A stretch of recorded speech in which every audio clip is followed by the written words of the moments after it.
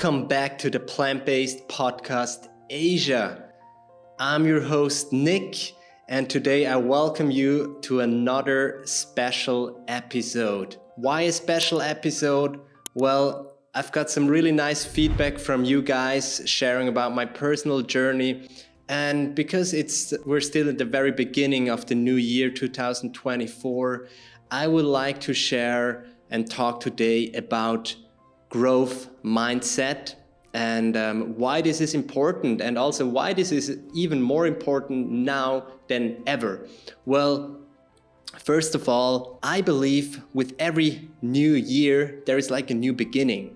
So it's a great time of the year to set new intentions, to look at what we have achieved in the past year and maybe what we didn't achieve in the last year, and how do we want to go on in this year. What are our goals and how we're gonna map them out. So this is something that we also talked at our company, Swiss Plant-Based Foods, and it's part of our culture to cultivate and foster in each other a mindset that is inspired by a growth mindset that we're going to talk about today. I'm going to share a few slides with you according to the growth mindset theory by Carol Dweck, and I'm also going to bring some of my own inputs into this episode today. So please enjoy. Now, you surely have heard about mindset and how important is mindset, and you probably also have heard the term growth mindset before. Now, let's talk about growth mindset and what is the opposite, which is a fixed mindset. Now, why is that important? Well, and what is actually growth mindset? Well, that's what we're going to talk about today. And let's have a look at this picture. Change is chance. Okay? So if we don't dare, we're not going to be making this jump. If we're not going to be making this jump, well, we're not going to discover that world that is on the other side. So some people, they say, I'm totally content where I'm at in my life. I'm comfortable in my comfort zone. And this is where I want to stay. This is where I want to be. I don't want to change. I don't need anything new in my life. That's fine, okay? First of all, I want to point this out at the beginning of this episode. There's no judgment involved if you're the person that says, I'm fine where I'm at and where I am, and I don't want to make this leap or jump over that cliff to discover the new world. That's fine. But then also don't complain and say nothing new is going to happen in my life, or why is my life like this and this and this, right? So if you're that person, if you realize right now you're the person, you may be stuck in a fixed mindset. And you know, the great thing that I can tell you right now is a growth mindset is something that can be learned. So it's not that you're born with it and you're lucky or not, but you can actually learn to have a growth mindset. And I encourage every single one of you to dare, to be brave, make that jump, and then you can discover a whole new world. And you know what can happen as well if you're brave and make that jump? Well, there is a risk of failing and falling down that cliff.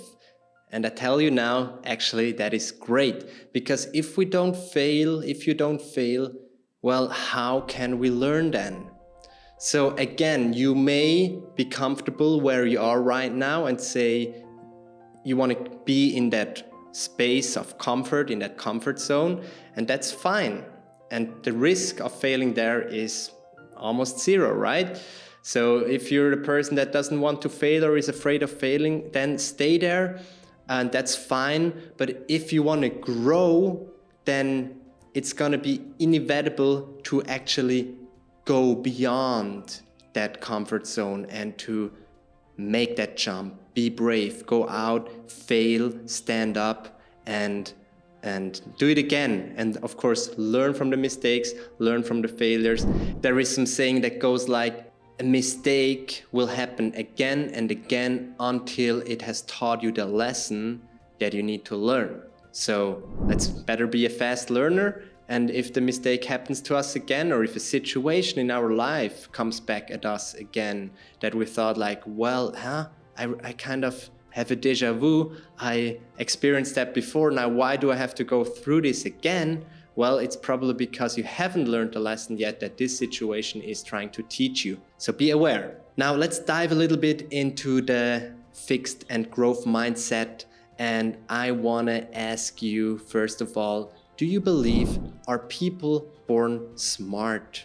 Like some of them very intelligent when they're born and others not? Is it just like a thing of luck? Well, let's have a look at a few examples. Beethoven's teacher called him a hopeless composer, but actually 5 of his greatest symphonies he wrote while he was deaf. Probably one of the greatest genius of all time, Einstein, had actually a very hard time speaking. It was only until the age of 9 until he was able to properly speak. He also didn't pass his college entrance exam, and his schoolmaster told him, or wrote in a school report, actually, he will never amount to anything. Another prime example is Thomas Edison.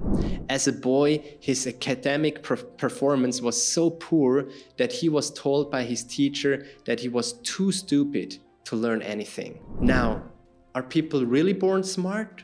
Or is it effort and persistency that builds high achievers? Again, let's have a look at a few examples. Phil Knight, the founder of Nike. Well, Nike is nowadays the most successful and most popular sports brand in the world, but it hasn't been like this always. Actually, Nike's first shoe was a big commercial failure, and multiple times Nike actually was very, very close to bankruptcy. It took them many, many years to build what Nike is today. I really recommend each of you to read Shoe Dog, which is the biography by Phil Knight that he wrote by himself. It's very, very inspiring. And one thing that he always said on his journey, and it will come up throughout the book again and again, he always said, giving up is not an option. So no matter the challenges and obstacles and running out of money again and again, he always knew he's gonna make it, and giving up is not a challenge. James Dyson, another very inspiring book, Invention Alive. In there we learned that it took him 4 years and 5,126 attempts to invent the Cyclone cleaner, a vacuum cleaner without a waste bag. And he actually tracked every single trial. So this is why he can tell us exactly it was 5,126. So it's persistency that these people show. And what do they all show in common?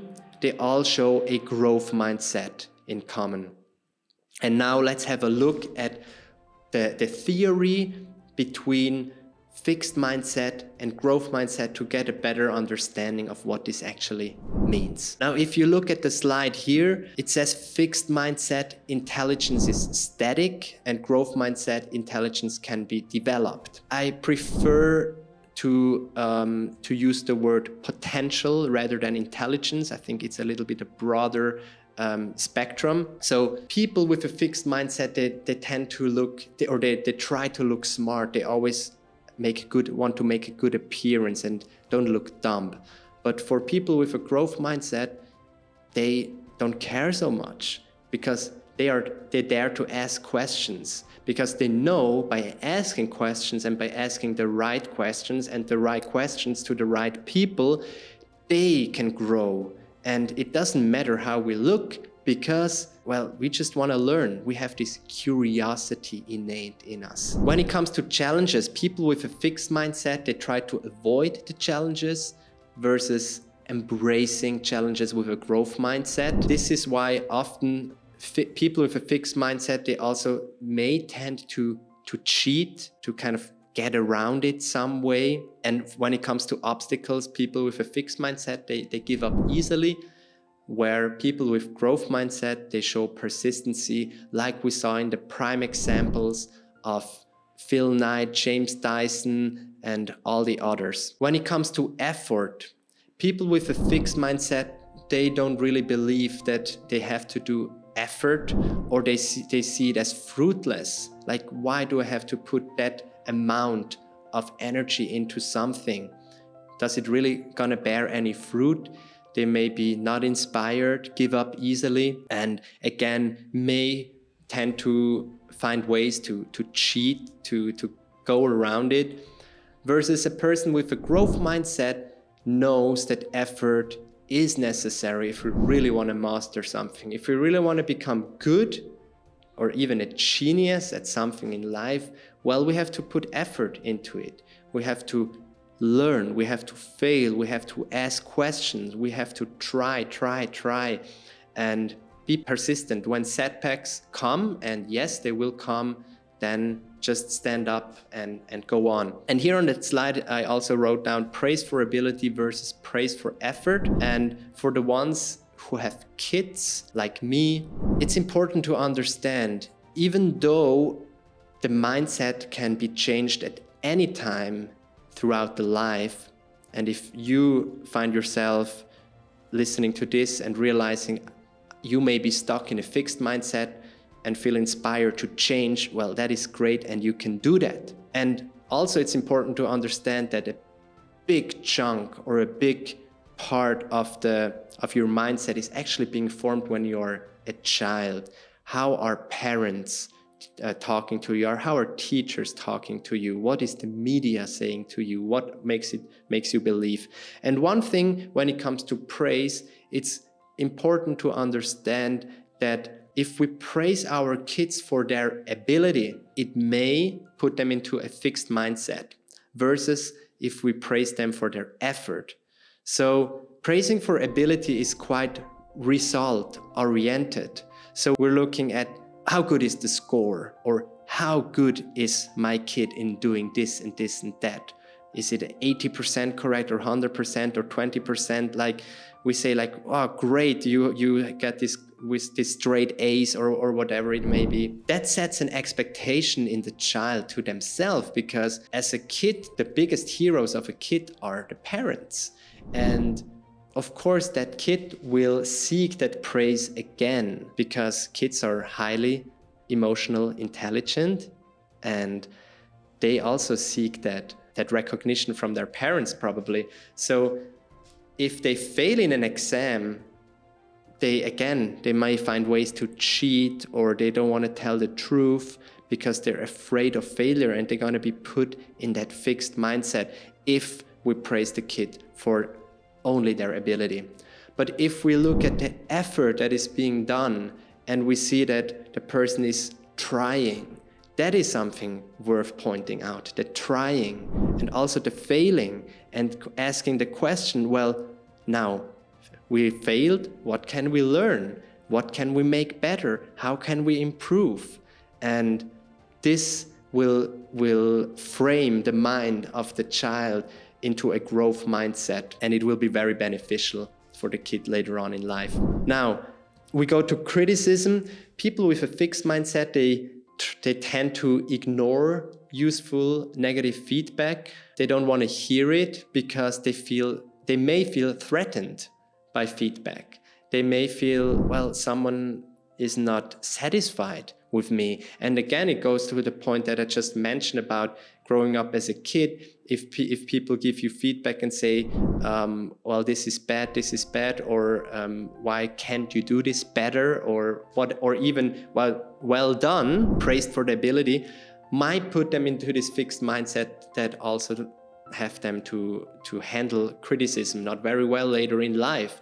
A person with a growth mindset, however, knows that feedback is necessary and is actually very appreciative of that feedback, because a great feedback is very useful. Like, we listen to the feedback and we see, well, okay, what can I take out from it? What is my takeaway?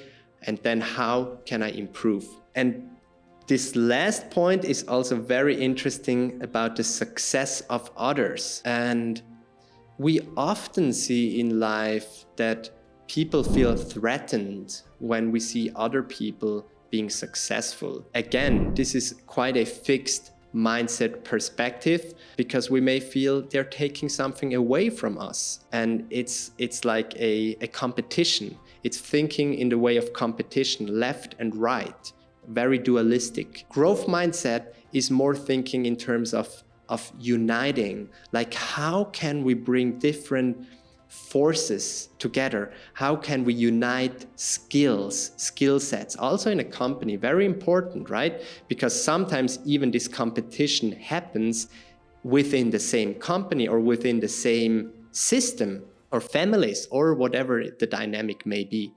So this goes back to the very beginning, that a person with a growth mindset asks question. If we see people achieving in life in something that we're trying to do also, we can go up to these people and ask them, hey, how did you do that? Can you teach me? Like, what sources did you use? What resources did you use? And so on. Yes, usually people, especially if they have a growth mindset, they will be very, very happy to share about their success and how they did it. And they're happy to teach. And therefore, we can say that a person with a growth mindset, of course, can go to the next level and can achieve new heights, versus a person with a fixed mindset, maybe standing still. And then again, it's important to point out that if this is where you are in life and if you're content with that, there is zero judgment involved, and that's fine. Not every person needs to have a growth mindset. But again, I want to point out that if you are a person with a fixed mindset, then if you're not content and if you're complaining, well, then maybe it's time to change something in your life. Founder and CEO of IBM said, if you want to increase your success rate, then double your failure rate. And again, is something very inspiring to me, because we usually don't talk about failures so often, especially in business. Everyone is just sharing their success stories and not so much their failures. But without failure, there won't be any success, because it's the multiple failures that made us learn, and being persistent then brought us to the destination. And again, it's the journey really that it's all about. Now, how does it matter for your life? Well, go within, think for yourself. And I give you a little exercise to wrap up this session for today. So you may feel inspired after this talk today to think about some habits or some deep belief that you hold.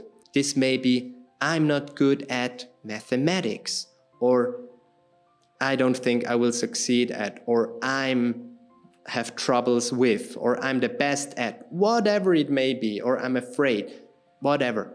Go within, find it, write it down, and then have a look for yourself and ask yourself, go through each of them that you wrote down and check, like, does this foster a growth mindset or a fixed mindset? And very important, doing this process, don't be harsh on yourself. Don't be judgmental on yourself or on others. Like, if you realize you have some fixed mindsets that are innate and within you, then if you can become aware of them, well, that is a big applause, because I think that is definitely the starting point of change. First, we have to become aware of our habits and of our beliefs that may hinder us or stop us from going to the next level. Once you have identified that belief and you realize this may foster a fixed mindset, well, embrace it, accept it, and find ways how we can change the dynamic of that. All right, that's enough for today. I really hope you enjoyed, and please use the comment section below, especially for this episode. Please do me the favor, if you're the person who usually never leaves a comment but watches the full episode, now then please today leave a comment. And if you're one of the person that has watched the full episode now and usually doesn't leave a comment, please do it this time. Leave a short comment. How do you feel and what is going through your mind and brain right now, and how inspired do you feel to change? And you may even be sharing one of your beliefs with us today that you say, hey, I'm gonna change that and I'm gonna self-affirm this in a comment right here. Thank you also for subscribing to the channel and of course sharing of this content with your friends, colleagues and family. I'm your host Nick. Thank you so much. See you next week.